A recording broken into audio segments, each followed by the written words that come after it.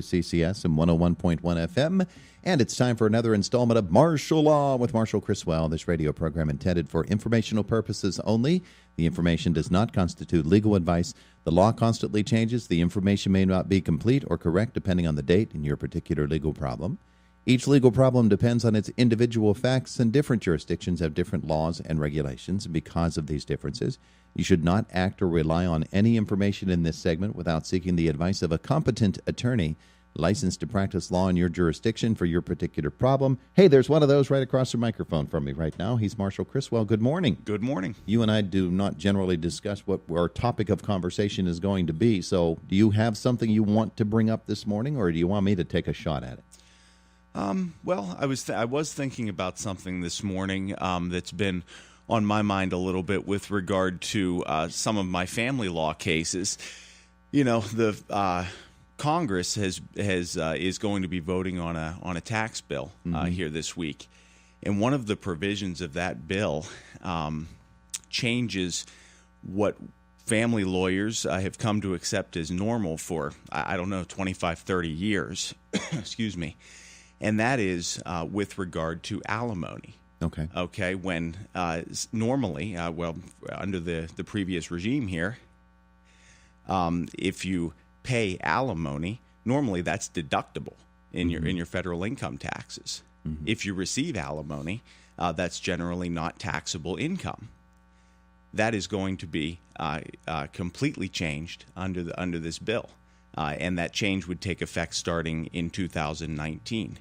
So it's just a very interesting topic, and it gets very complex. But the point is that as an attorney, as someone that handles a lot of family law cases, and I'm not a tax attorney, but you need to be paying attention to all of these, to new laws, to modifications to existing laws, to make sure that you're getting the best outcome for your clients, because that doesn't sound like a big change, but that is thousands and thousands of dollars, especially in a case where someone's in a high income tax bracket. Yeah, absolutely. Now, explain for folks who don't know the difference between alimony and child support, because there is one. Sure, absolutely. Child support is so they're completely separate. Child support is particularly for the support of children, obviously. So it is only in effect until a child turns 18 or graduates from high school, whichever comes later. And it is based on guidelines, very generally some pretty strict formulaic guidelines in Pennsylvania law. Alimony is for the support of your spouse, your ex-spouse, and it is ordered or agreed to by the parties and goes into effect after the divorce is final. And it can last. There are some alimony cases where the alimony only lasts for 6 months or 2 years or 3 years. But also, in many cases, there's permanent alimony.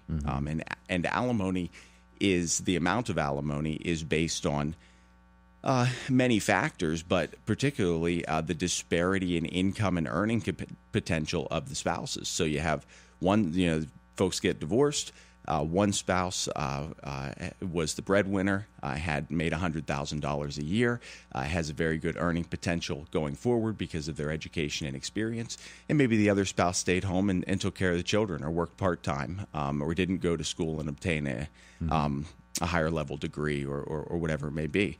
So alimony is to put the parties on kind of more equal footing moving forward, and to provide support for that economically disadvantaged spouse. So as you're discussing the new tax changes, should they go through, it sounds like a double hit. One, for the person paying the alimony loses the deductibility aspect of it, and the receiver of it loses the benefit of not having it be taxable income. That's correct. So that's correct. Both sides get hit there. They do, but the reason is, and so you say, okay, well, why would the federal government, why would they want to do that? It sounds like a wash, right? But it's not, because generally the spouse paying alimony is in a higher income bracket, in a higher tax bracket, than the spouse receiving the alimony. So so whenever they're taking a deduction for their alimony, they're getting a greater value for that. So the government is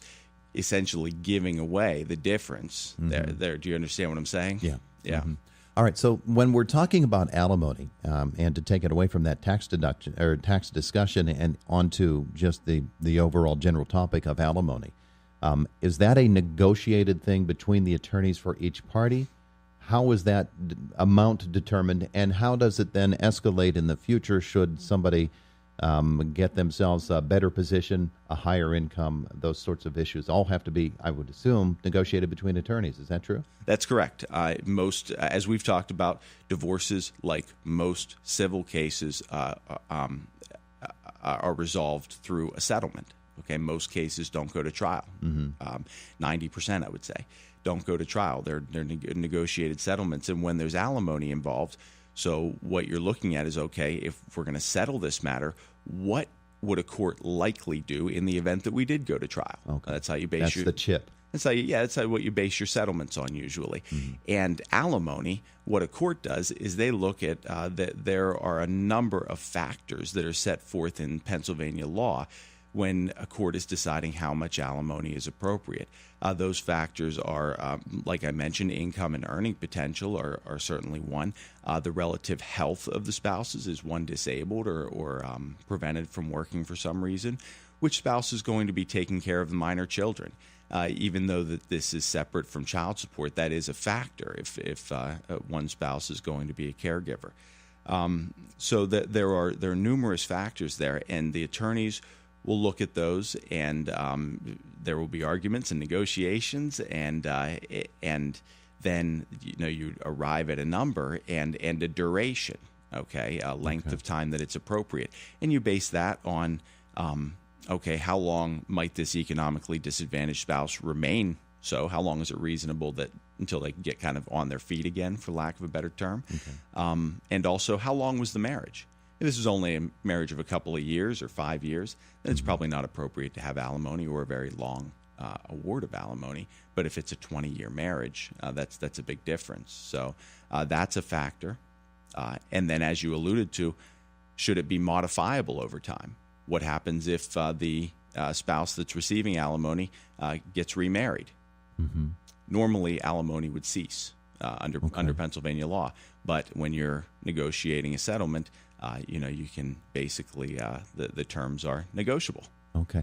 So all of that being the case, it would seem that having an attorney who is really keen would be to your best advantage. And do people lawyer shop in that case? Do they say, okay, my sister had a really good attorney, I'm going to go to that person? Or how is all of that determined? How do people go about finding the correct attorney to handle their alimony cases? I think that you hit the nail on the head there with regard to like word of mouth referrals. Okay. That is, this guy did a good job for me. This girl did a good job for me. Maybe you should go consult with them.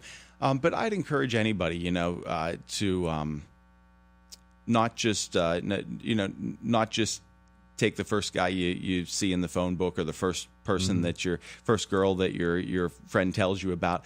I think that you really should have a serious sit down, a consultation where you have a detailed conversation about what your expectations are moving forward, and that includes what your goals are. If it's a divorce case, okay, what kind of custody are you looking for? Primary custody, partial custody?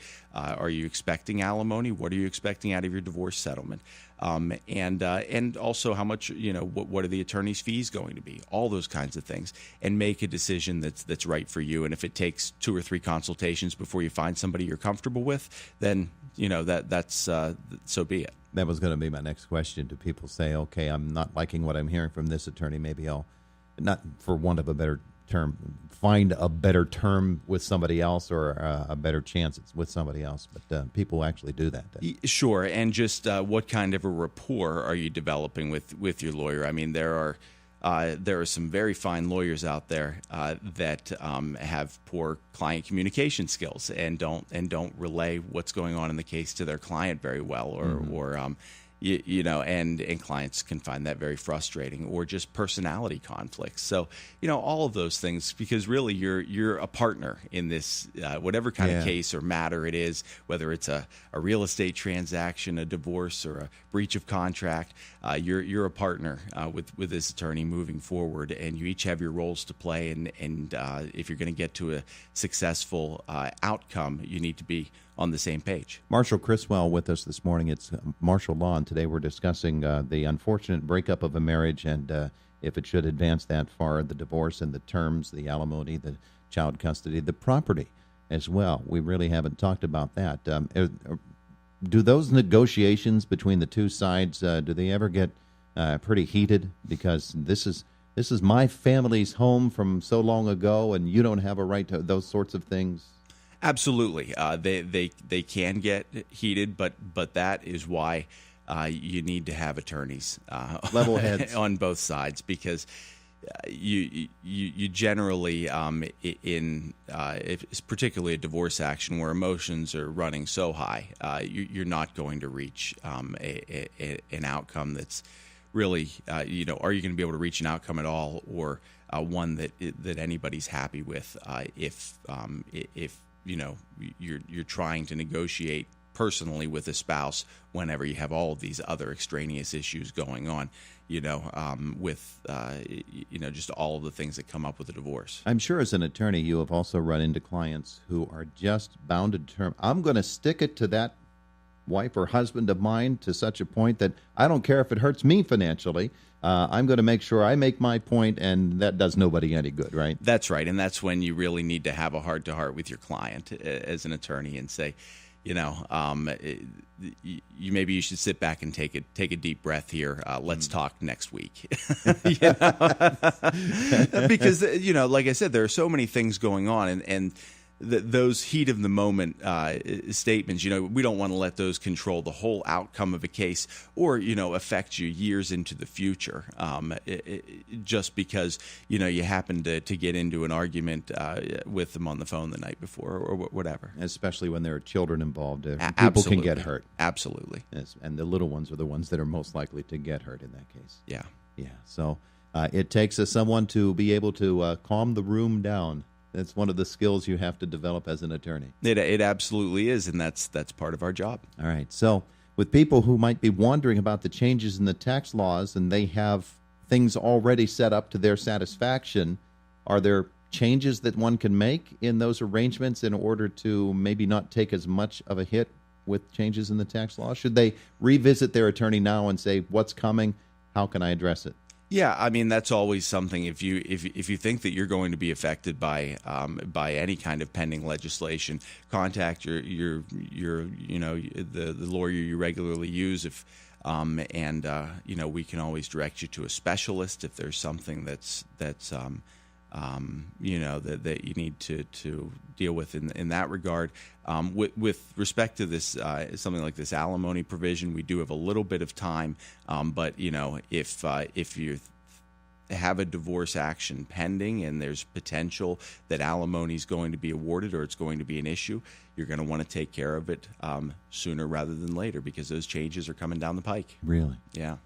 And so you don't recommend just hang on till we see how it's going to shake out before we come to some sort of decision on what we're doing. We ought to get to addressing it right now. Like I said, it's pretty clear those provisions are going to be in the law, and will be and they'll be coming into effect in January 2019. So we'd probably be settling a lot of divorce cases this year. All right. So, this is going to be a high pressure year. Couple of weeks for any attorney, and I assume that's usually the case every year, because those end of year deadlines, new procedures, new laws come into effect at the first of the year quite frequently. So if somebody wants to review their case with you, or maybe open up a consultation with you, what do they need to do?